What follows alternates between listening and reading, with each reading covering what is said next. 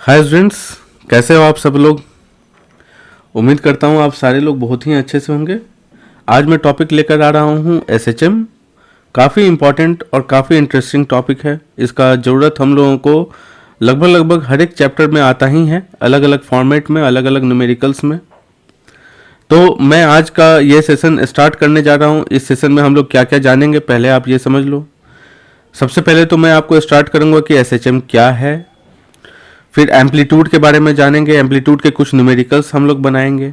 फिर हम लोग फेज एंगल के बारे में जानेंगे, इनिशियल फेज कैसे निकालते हैं, फेज डिफरेंस कैसे निकालते हैं, सर्कल डायग्राम क्या होता है और सर्कल डायग्राम का सबसे आसान सा तरीका क्या है, और एक गारंटेड न्यूमेरिकल जो कि आपको आना ही आना है, चाहे इस चैप्टर से आ जाए चाहे आप किसी और चैप्टर में इसी प्रकार का न्यूमेरिकल देख लो, लेकिन एक सर्टेन न्यूमेरिकल मैं वादा करता हूं कि आपको आज मैं दूंगा। तो आप स्टार्टिंग से लेकर लास्ट तक बने रहें और मैं आपको आज एसएचएम के सफर में लेकर जा रहा हूं। मैं नितेश रंजन आपके सामने प्रेजेंट कर रहा हूं SHM. Let us start the topic.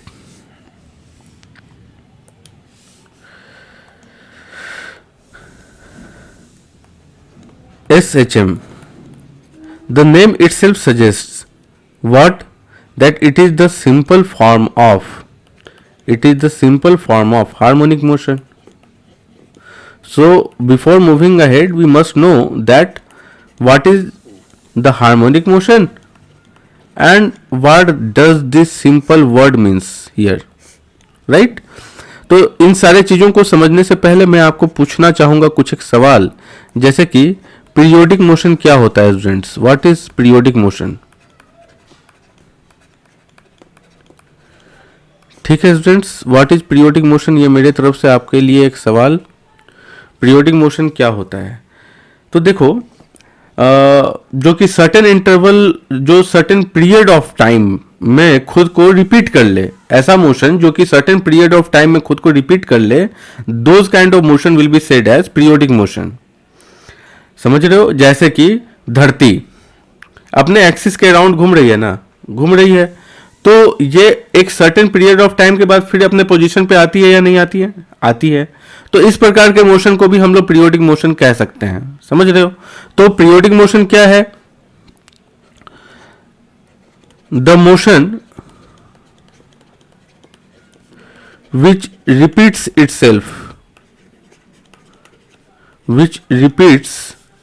itself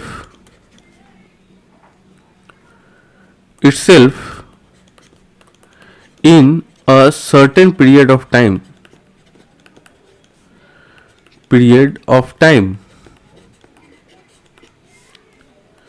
right? समझ गए स्टूडेंट्स? चलो फिर आता है नेक्स्ट सवाल। मैं आपसे पूछूंगा कि ऑसिलेटरी मोशन क्या है। अगर आप पीरियोडिक मोशन समझ गए तो बता दो ऑसिलेटरी मोशन क्या है, क्योंकि सारा मोशन जो मैं आपसे अभी पूछ रहा हूं ये सारा एक दूसरे से इंटरलिंक्ड है। तो आपको हर एक प्रकार के मोशन को जानना जरूरी है, क्योंकि यही आपका बेसिक बनाएगा। मैं आपसे पूछूं कि ऑसिलेटरी मोशन क्या है स्टूडेंट्स, जरा सोचो। देखो, इसमें पीरियोडिक वर्ड है ना, पीरियोडिक जो हम लोगों ने पहले पढ़ा है ना, वो तो होना ही होना है, पीरियोडिक तो होगा। लेकिन इसके साथ और क्या है? इसके साथ ये कंडीशन है कि टू एंड फ्रो मोशन होगा, to and fro motion around mean position, यानी कि to and fro motion around mean position जो है वो अगर ये करता है तो इसको हम लोग कह रहे हैं क्या? Oscillatory motion. क्लियर? समझ के दोस्तों? अब आ जाओ। देखो बेटा, क्या है ना कि जब भी हम लोग पीरियोडिक मोशन, ऑसिलेटरी मोशन दोनों को ही आप समझ लोगे तो एसएचएम समझना आपके लिए आसान हो जाएगा। एंड इसलिए मैं आपको आज सवाल से शुरू कर रहा हूं आज के टॉपिक को कि पीरियोडिक मोशन आप समझ जाओ, ऑसिलेटरी मोशन आप समझ जाओ, then let us move for SHM वाला पार्ट। तो देखो बेटा, क्या है कि एसएचएम जो है ना, ये एसएचएम क्या है? जब भी पीरियोडिक मोशन हो, मतलब प्रधानमंत्री होने चाहिए ओवरसीज मिनिस्टर होने चाहिए, यानी कि ऑसिलेटरी मोशन होना चाहिए, पीरियोडिक मोशन भी होना चाहिए, और साथ ही साथ एक कंडीशन यह है कि ए जो है वो डायरेक्टली प्रोपोर्शनल होना चाहिए पोजीशन के, यानी कि एक्स के सिंपलेस्ट फॉर्म से। सिंपलेस्ट फॉर्म का अर्थ यहां पर यह है कि इसका जो सिंपलेस्ट डिग्री है उसके साथ रिलेट होना चाहिए। तो एसएचएम मतलब इस प्रकार के मोशन को स्टडी करते समय जो फिजिसिस्ट ने जिस चीज को नाम दिया एसएचएम वो ये था कि जब हम लोग डायरेक्टली एक्स के साथ इसको डायरेक्टली प्रोपोर्शनल कर दें तो ए जो है मींस ये इक्वेशन का जो फॉर्मेट होगा वो एसएचएम कहलाएगा। ये फिजिसिस्ट ने कह डाला। एंड साथ ही साथ ये भी कहा गया कि जो प्रोपोर्शनलिटी कांस्टेंट होगा मींस ओमेगा जो है वो कांस्टेंट रखना है इसमें। अब ये कहां से आया? तो लेबोरेटरी स्टडी है ये, तो वहां से ये निकल के आ गया omega must be constant. Omega क्या है? 2 पाई बाई टी, यानी कि एंगुलर फ्रीक्वेंसी, और इसी को हम लोग एक और तरीके से लिखते हैं, वो क्या है स्टूडेंट्स? 2 पाई एफ। समझ रहे हो बच्चों?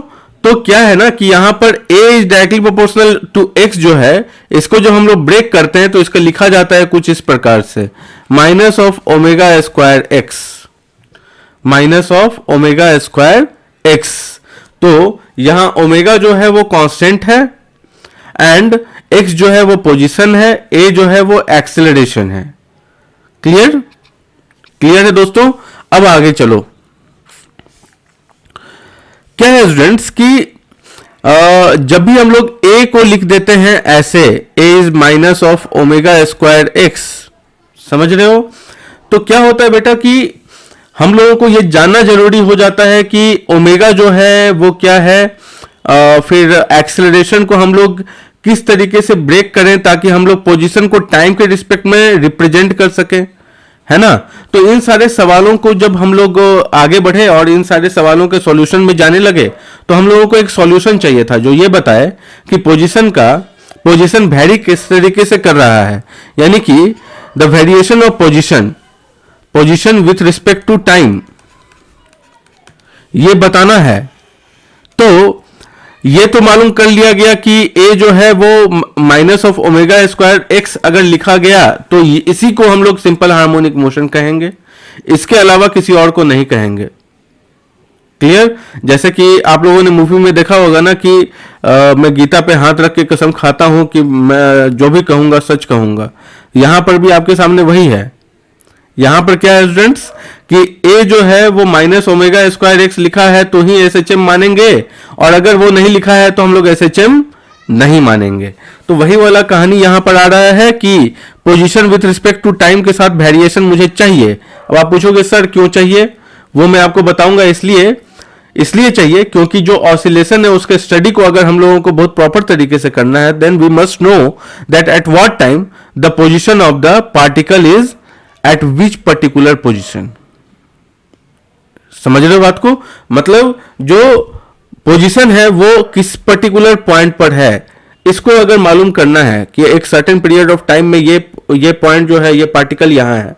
जैसे समझो ये ऐसे ऐसे चल रहा है, ये ऐसे ऐसे चल रहा है, ऐसे ऐसे चल रहा है, ये ठीक है, ऐसे ऐसे चल रहा है, और ये मान लो कि टाइम है, ये ऐसे ऐसे चल रहा है। तो जैसे ही ये आगे गया टक 4 सेकंड में ये कहां था, अब मुझे ये मालूम करना है तो मुझे क्या करना होगा? कुछ तो करना होगा, इक्वेशन तो चाहिए।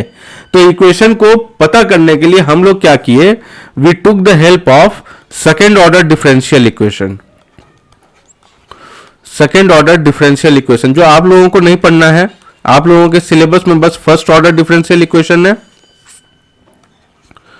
सेकेंड ऑर्डर डिफरेंशियल इक्वेशन जो है वो ग्रेजुएशन जो करते हैं आपको मैथमेटिक्स से बेसिकली मोस्टली उन्हीं लोगों को पढ़ना होता है।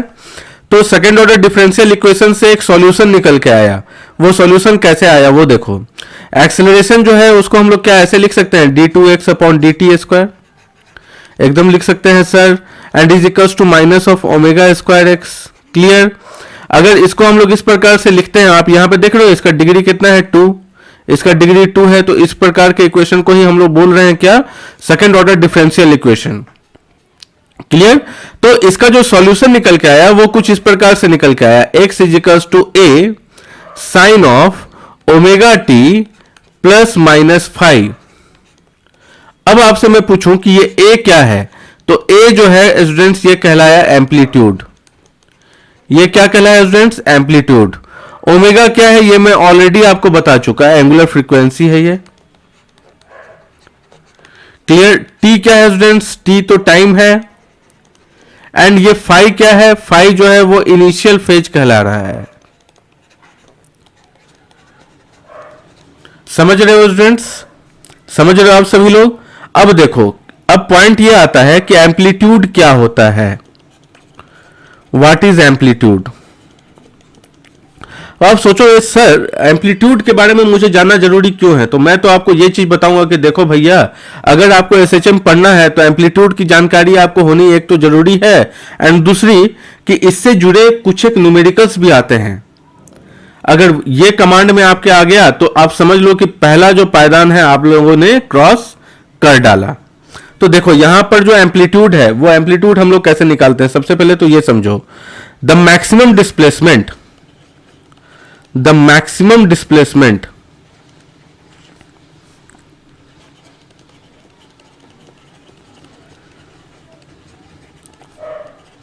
of the particle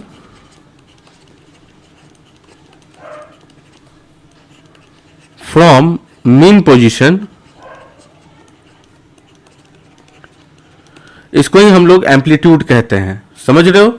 mean position जो है वहां से जो मैक्सिमम डिस्प्लेसमेंट लिया जाएगा उसको ही हम लोग क्या कहेंगे? एम्पलीट्यूड। इसको आप किस तरीके से समझ सकते हो, मैं थोड़ा सा आपके लिए इसको इजी बनाता हूं। एक धागा को आप लोगों ने ले रखा है, ठीक है, और धागा को लेने के बाद आप क्या करते हो, उसके नीचे में एक पत्थर लगा देते हो और उसको आप छोड़ देते हो। वो कुछ इस प्रकार से जा रहा है, यानी कि उसका मोशन एक कांस्टेंट मोशन काइंड ऑफ है ना। तो आप जैसे ही उसको छोड़े तो वो क्या होगा, वो किसी एक सर्टेन पॉइंट पर जाएगा और वहां से ये रिटर्न आ जाएगा। तो जो सर्टेन पॉइंट है ना, जितना वो मैक्सिमम दूरी कवर कर सकता था उसको ही हम लोगों ने क्या कहा? एम्पलीट्यूड। तो एम्पलीट्यूड जानना जरूरी है हमारे लिए। अच्छा, एम्पलीट्यूड जानना तो जरूरी है, लेकिन इसके लिए जानना सबसे पहले क्या जरूरी है? सबसे पहले मुझे जानना यह पड़ेगा कि मीन पोजीशन कैसे निकालें भैया। We must know that where is the mean position of the given equation. तो अगले स्लाइड में मैं आपको वही बताने जा रहा हूं कि हम लोग मीन पोजीशन कैसे निकालते हैं। देखो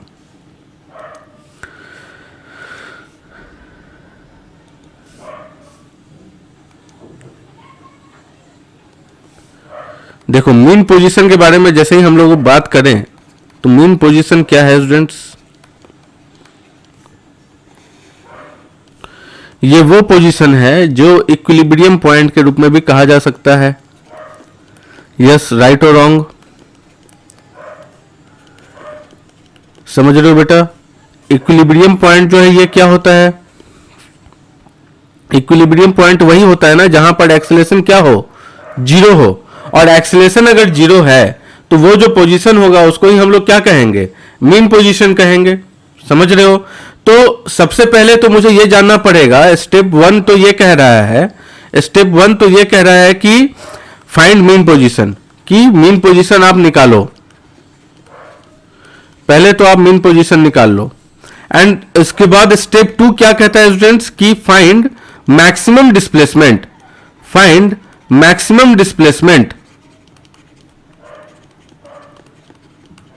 फिर आप मैक्सिमम डिस्प्लेसमेंट पता कर लो फ्रॉम मीन पोजीशन। क्लियर? बहुत अच्छा। तो आप ये चीज जो देख रहे हो, मैं समझ रहा हूं आप लोग कितने होनहार विद्यार्थी हो, आप लोग जो है वो एकदम कंसंट्रेशन बना के रखे हो, बहुत अच्छी बात है। चलो देखो मैं आपको समझाना चाह रहा हूं कि स्टेप वन आप अगर समझ गए, एक्सेलरेशन जीरो समझ गए, स्टेप टू अगर आप समझ गए, तो अब आप एम्पलीट्यूड के न्यूमेरिकल को भी समझने का अंडरस्टैंडिंग रखते हो। तो चलो मैं आपको स्टेप टू के बाद सीधे न्यूमेरिकल्स पे लेके चलूं, न्यूमेरिकल पे लेकर आता हूं आपको।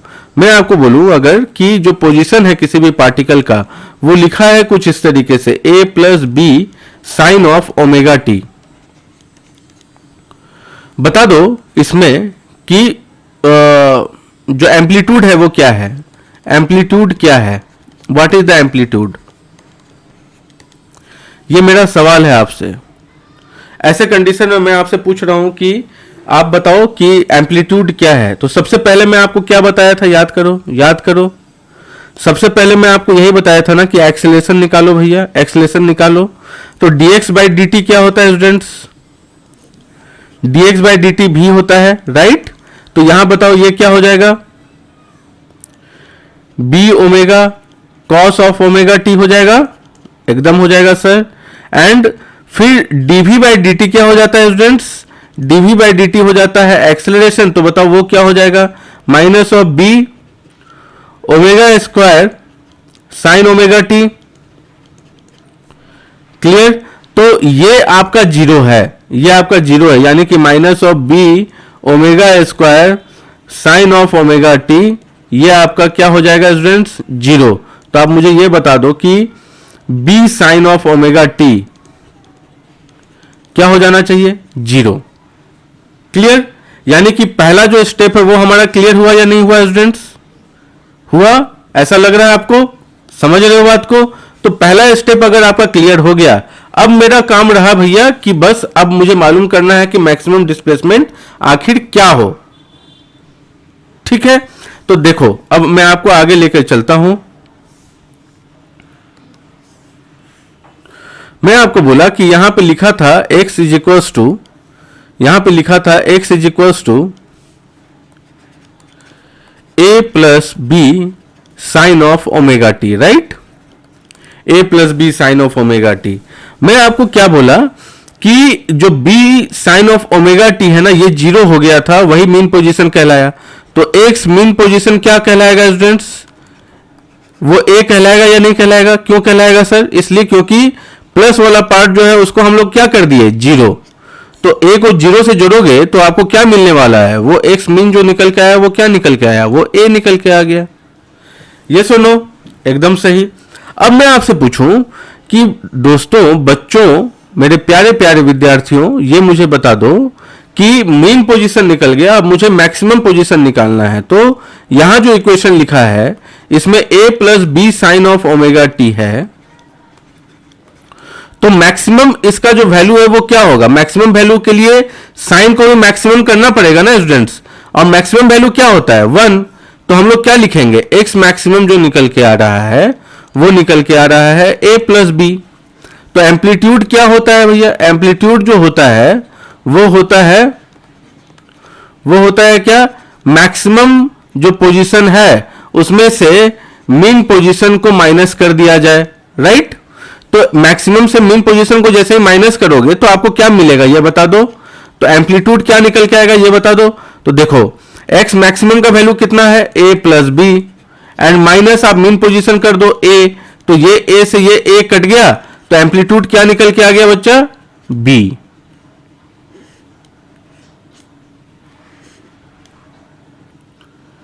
क्लियर?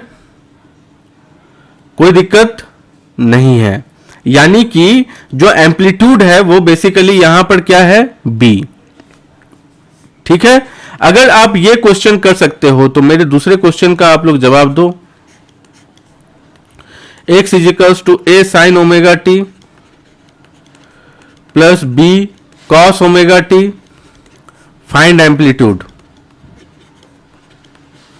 अब क्या है स्टूडेंट्स कि अगर आप लोग ये काम करते हो, ये चीज आप लोग अगर निकाल पाते हो तो समझ लो कि आप इस पॉइंट को समझ गए। अब निकालोगे कैसे? फिर से वही कहानी, एक्स मीन निकाल लेना। एक्स मीन कैसे निकालोगे? एक्सेलेरेशन को जीरो करके निकालोगे, राइट। फिर एक्स मैक्सिमम निकाल देना, एंड एम्पलीट्यूड क्या होता है? तो x max minus x mean,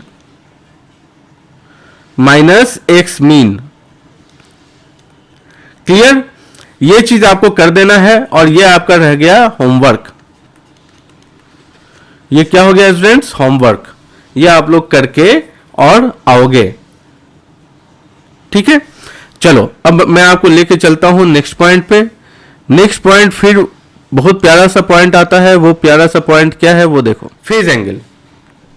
phase angle क्या है? What is phase angle?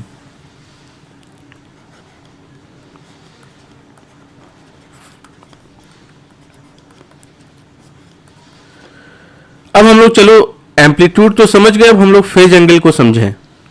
Phase angle क्या है? तो देखो हम लोग यहां पर बात कर रहे हैं जो भी पोजीशन का जो यहां पे बात कर रहे हैं एक्स का, वो ऐसे लिखा जा रहा है A sine of omega t plus five के फॉर्म में लिखा जा रहा है, राइट। तो ये वाला जो पार्ट है, ये वाला जो पार्ट है, इसी को मैं आपको बोला ना कि आप फेज कंसीडर करोगे, राइट। यानी कि फेज जो है वो बेसिकली टाइम डिपेंडेंट है। टाइम के आधार पर पोजीशन किस तरीके से चेंज कर रहा है उसको बता कौन रहा है? फेज। उसको कौन बता रहा है? फेज। और इसमें भी बहुत ही प्यारा सा एक बच्चा सा जो टॉपिक है ना वो, और जो कि बहुत माथा खराब कर देता है, वो है इनिशियल फेज, जो कि यहां पे फाइव के जैसा बैठा पड़ा है।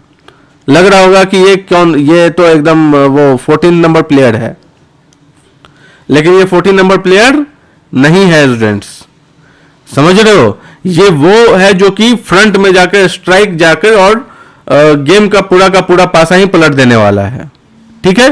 तो आज अभी मैं आपको फिर लेके चल रहा हूं और मैं आपको बताता हूं कि फेज हम लोग कैसे निकालेंगे, फेज क्या है। So phase dictates the position of particle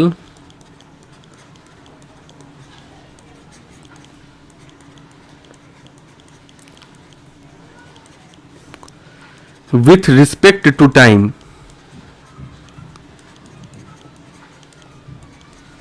यानी कि टाइम के साथ पार्टिकल किस तरीके से पोजीशन चेंज कर रहा है, इसको ही डिक्टेट करता है कौन? फेज।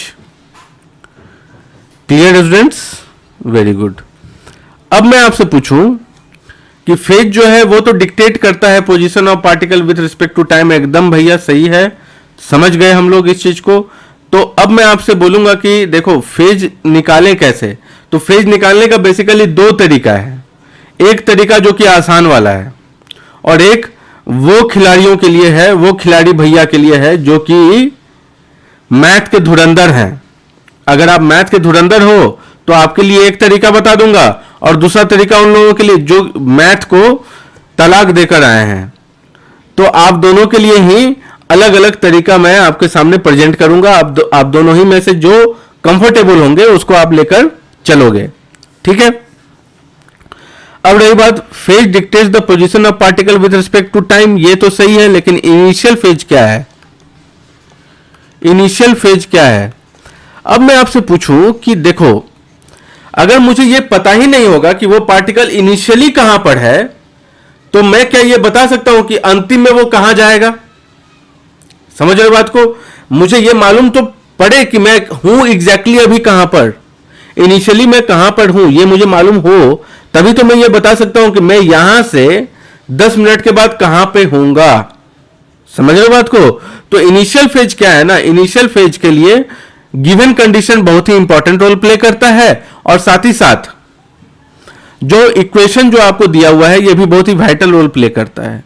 तो आपको इनिशियल फेज को जानने के लिए सबसे पहले तो आप यह समझ लो, it is the initial stage of particle, it is the initial stage of particle at which the particle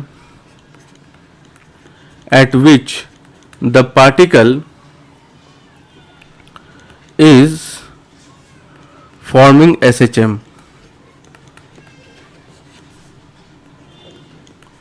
ये इनिशियल कंडीशन है पार्टिकल का जहां से पार्टिकल अपना एसएचएम परफॉर्म करता है। तो इसको जानने के लिए to find initial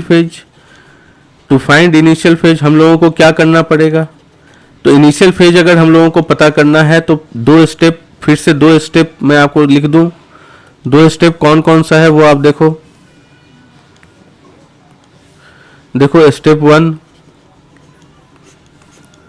step one क्या है? इनिशियल कंडीशन को आप देखोगे। इनिशियल कंडीशन इन न्यूमेरिकल मतलब वो बाएं की ओर जा रहा है, दाएं की ओर जा रहा है, ये आपको जानना पड़ेगा। सबसे पहले तो आपको न्यूमेरिकल देख कर ये पहचानना पड़ेगा कि पार्टिकल जो है वो दाएं की ओर जा रहा है या बाएं की ओर आ रहा है। ठीक है। एंड देन स्टेप 2 क्या होगा स्टूडेंट्स? स्टेप 2 ये होगा कि then take the help of equation. अब इक्वेशन का हेल्प हम लोग कैसे लेंगे ये मैं आपको अभी समझाऊंगा न्यूमेरिकल्स के माध्यम से। ठीक है स्टूडेंट्स, चलो मैं फिर आगे आपको लेकर चलता हूं नेक्स्ट स्लाइड पर। देखो, अभी तक हम लोग बात कर रहे थे कि फेज एंगल कैसे निकालते हैं और वो किस तरीके से मालूम किया जा सकता है, राइट। अब आते हैं हम लोग फेज एंगल के कुछ एक न्यूमेरिकल्स पे। अब देखो स्टूडेंट्स, क्या है कि हम लोग कुछ एक चीज तो जानते हैं कि साइन जो है और साइन और कॉस जो है वो दोनों एक दूसरे में मौसेरे भाई हैं, मतलब एक दूसरे में इंटर कन्वर्टेबल है। यानी कि sine and cos are inter convertible.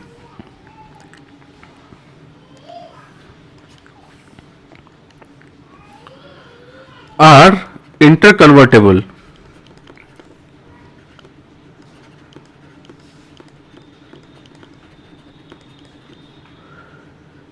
यानी कि ये क्या बोलना चाह रहे हैं, यहां पर कहने का अर्थ ये निकल के आ रहा है स्टूडेंट्स कि अगर हम लोग साइन के इक्वेशन में 90 जोड़ दें, 180 जोड़ दें, तो हम लोगों का क्या होता है, इक्वेशन चेंज कर जाता है। और साथ ही साथ हम लोगों को ये चीज भी पता है कि जो इक्वेशन है वो 4 प्रकार के फॉर्म में होगा। एक तो साइन और कॉस के फॉर्म में होगा ही होगा, और साथ ही साथ एक माइनस साइन और एक माइनस कॉस के फॉर्म में भी होगा। तो इन सारी चीजों को आप लोग दिमाग में रखना, क्योंकि ये सारा जो है वो बेसिक मैथमेटिक्स है जो आपको जानना जरूरी है। क्लियर?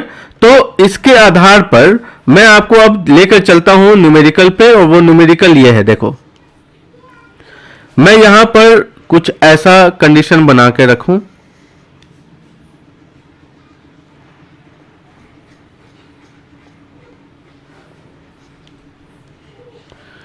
ये एक ऑब्जेक्ट है और ये किसी एक पॉइंट पर ये ऑब्जेक्ट कहीं यहां पर है। यहां से लेके यहां तक का जो दूरी है वो आपको दे के रखा है a/2, और ये t = 0 का कंडीशन है, और ये यहां से टेंडेंसी रखता है इस तरफ जाने का। तो find the initial phase angle. Find initial phase angle.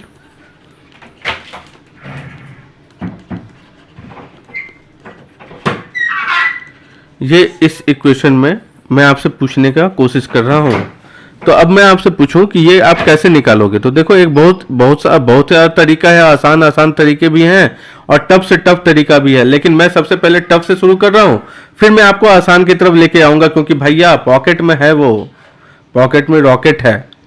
वो रॉकेट अगर रखोगे तो आपके लिए जितना भी क्वेश्चन है वो आपके लिए आसान ही बन जाएगा, जो टफ क्वेश्चन है वो भी। तो समझो बेटा, यहां पर हो क्या रहा है, इनिशियल फेज एंगल आपको निकालना है। तो बताओ यहां पर क्वेश्चन में क्या देकर रखा है, और सॉरी क्वेश्चन तो मैं आपको दिया ही नहीं, x = a sin of omega t + phi। तो बताओ यहां पर क्या होगा। देखो, x के जगह पे अब आप क्या रख दोगे, a/2 = a sin of omega t + phi। Clear? एकदम सही। अब बताओ, a कट गया तो ओमेगा t + phi क्या होना चाहिए स्टूडेंट्स? ओमेगा t + phi होना चाहिए साइन इनवर्स ऑफ 1/2। क्लियर? अब देखो 1/2 जो है वो कितने कितने एंगल पे आता है ये बताओ मुझे। 1/2 कितने कितने एंगल पर आता है ये बताओ मुझे। 1/2 जो है वो 2 एंगल पे आता है, एक तो 30 डिग्री पे आता है और एक 150 डिग्री पे भी आता है, क्योंकि 2 क्वाड्रेंट में साइन पॉजिटिव है, राइट। तो एक तो 150 डिग्री पे भी आता है और साथ ही साथ 30 डिग्री पे भी आता है। अब मैं आपको बोलूंगा कि 30 डिग्री वाला लोगे कि 150 डिग्री लोगे, भुजा थोड़ी ना बिक रहा है जो कि आप कुछ भी ले लोगे। तो यहां पर क्या है, आपको यह समझना पड़ेगा इनिशियल कंडीशन, ये इनिशियली किस तरफ मूव कर रहा है, निगेटिव साइड में। किस तरफ मूव कर रहा है स्टूडेंट्स, निगेटिव साइड में मूव कर रहा है। तो अब देखो कि मैं यहां पर क्या जोड़ूं, 150 जोड़ूं तब ये आपको नेगेटिव जा सकता है, या फिर 30 जोड़ूंगा तब ये नेगेटिव जा सकता है। अब मुझे ये देखना पड़ेगा, ठीक है।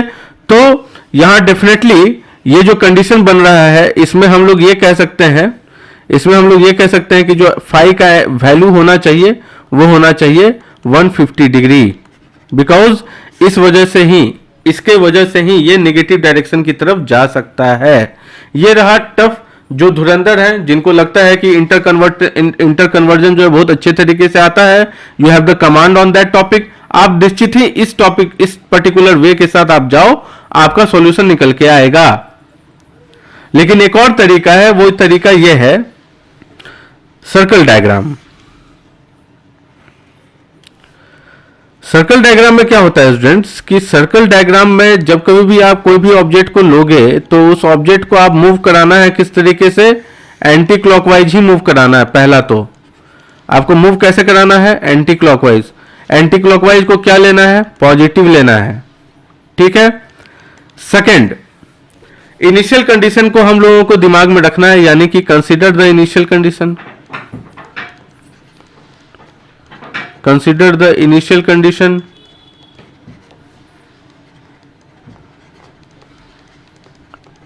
एंड साथ ही साथ एक और पॉइंट यह है कि रिप्रेजेंट मीन पोजीशन, यानी कि मीन पोजीशन आप रिप्रेजेंट करो। क्लियर है स्टूडेंट्स। तो ये तीन चीज जो है वो आप लोगों को दिमाग में रखना है। और एक और पॉइंट वो ये है, देखो अगर कोई सर्कल है तो इसको आप क्वाड्रेंट में बांट दो। क्वाड्रेंट में बांटोगे तो यहां पे आप कंसीडर करोगे साइन, इसको कंसीडर करो कॉस, इसको लिखो माइनस साइन, इसको लिखो माइनस कॉस। ये दिमाग में रखने का ट्रिक है। This is the way, this is the trick कि आप इसको दिमाग में कैसे रखोगे, इक्वेशन को कैसे ब्रेक करना है सर्कल डायग्राम में। नीचे वाले लाइन को आप उल्टा मानोगे, मतलब ऊपर को प्लस और नीचे को माइनस मानते थे ना पहले। अब आप क्या करोगे, नीचे वाले को प्लस ऊपर वाले को माइनस मान लो, और जो पहले हम लोग करते थे कि राइट हैंड साइड प्लस और लेफ्ट हैंड साइड माइनस, उसको आप वैसे ही रहने दो, ठीक है। तो इस साइड कॉस और इस साइड माइनस कॉस आ जाएगा, ठीक है। इसके आधार पे आपको ये कंडीशन को ब्रेक करना है। तब आप देखो क्या करोगे, समझो चीज को। पहले तो आप वो इक्वेशन, वो वाला डायग्राम बना लो जो डायग्राम आपको दिया है, गिवन डायग्राम। तो यहां देखो, ये मैं वो वाला डायग्राम बना लिया, और यहां पर क्या है कि वो स्प्रिंग से मैं इसको रिप्रेजेंट कर रहा हूं, ठीक है स्टूडेंट्स। और मैं ये भी बोलना चाह रहा हूं कि ये अपने पॉइंट से किसी a/2 दूरी पे है। कितने दूरी पर है स्टूडेंट्स, a/2 दूरी पे है। हाँ, एक और चीज मैं आपको बताना लास्ट स्लाइड में भूल गया, वो ये है स्टूडेंट्स कि आप जो एम्पलीट्यूड है ना, यहां पर जो एम्पलीट्यूड है, चौथे पॉइंट में मैं लिखूंगा, एम्पलीट्यूड जो है वो आप मान लो रेडियस है। एम्पलीट्यूड आप मान के चलो रेडियस है, रेडियस इज द एम्पलीट्यूड, ठीक। ये भी आपके दिमाग में रखना जरूरी है। अच्छा, ये a/2 आपको क्या लग रहा है, एम्पलीट्यूड है? सर आपने अभी आपके दिमाग में अभी आया, इसका मतलब ये तो एम्पलीट्यूड ही होगा, तभी तो आया। नहीं, ऐसा नहीं है, यह एम्पलीट्यूड नहीं, एम्पलीट्यूड तो a है। ये हमारा मीन पोजीशन है, ये हमारा क्या है स्टूडेंट्स, मीन पोजीशन है। मैं कंफर्म नहीं कह सकता हूं, मैं बस आपको एक पॉइंट बता रहा हूं कि अगर ये मीन पोजीशन है और ये अगर मैक्सिमम डिस्प्लेसमेंट है तो ही ये a/2 जो है वो एम्पलीट्यूड कहलाएगा। लेकिन क्या हम श्योरली ये कह सकते हैं कि वही मीन पोजीशन है? हम लोग नहीं कह सकते ना स्टूडेंट्स, हम लोग को निकालना पड़ेगा, राइट। समझ रहे हो बेटा?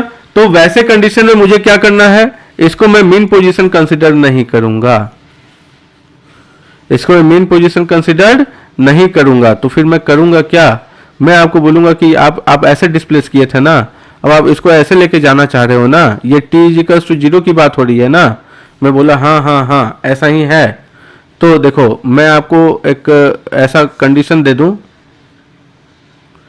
एक सर्कल ड्रॉ करवा दूं आपसे। Sorry sorry sorry sorry sorry, आपसे एक सर्कल ड्रॉ करवाता हूं। वो सर्कल देखो कैसा है।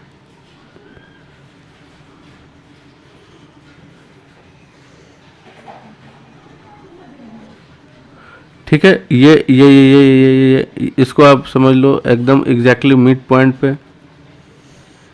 ये a/2 दूरी पे था, तो आप इसको मान लो a/2 दूरी। क्लियर।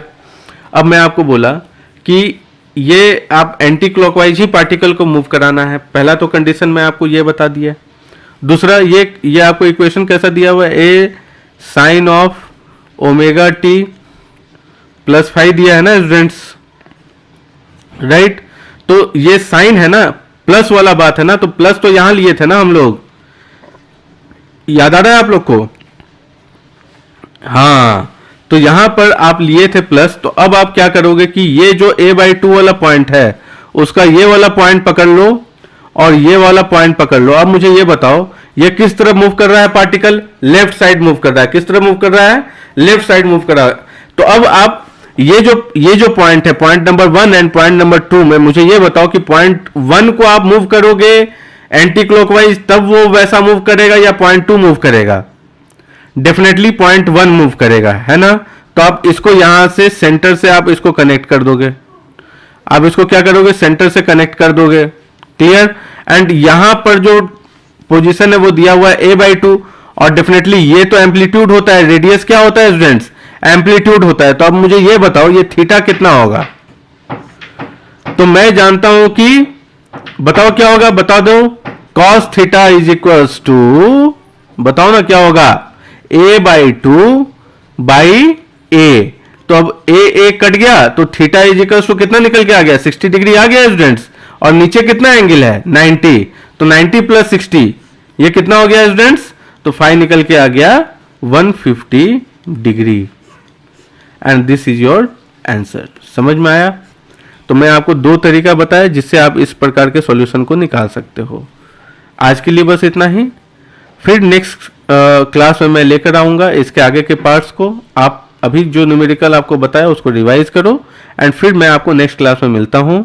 बहुत बहुत धन्यवाद। आप लोगों को अगर ये पूरा वीडियो पसंद आया हो तो लाइक शेयर सब्सक्राइब करना मत भूलिएगा। और साथ ही साथ अगर आपको फिर भी कुछ भी डाउट हो जाता है तो आप कमेंट में निश्चित रूप से लिखें ताकि मैं आपको तुरंत ही रिवर्ट बैक कर सकूं। ठीक है। बहुत बहुत मजा आया मुझे आप लोगों को पढ़ाते हुए। थैंक यू वेरी मच आपके पेशेंस के लिए।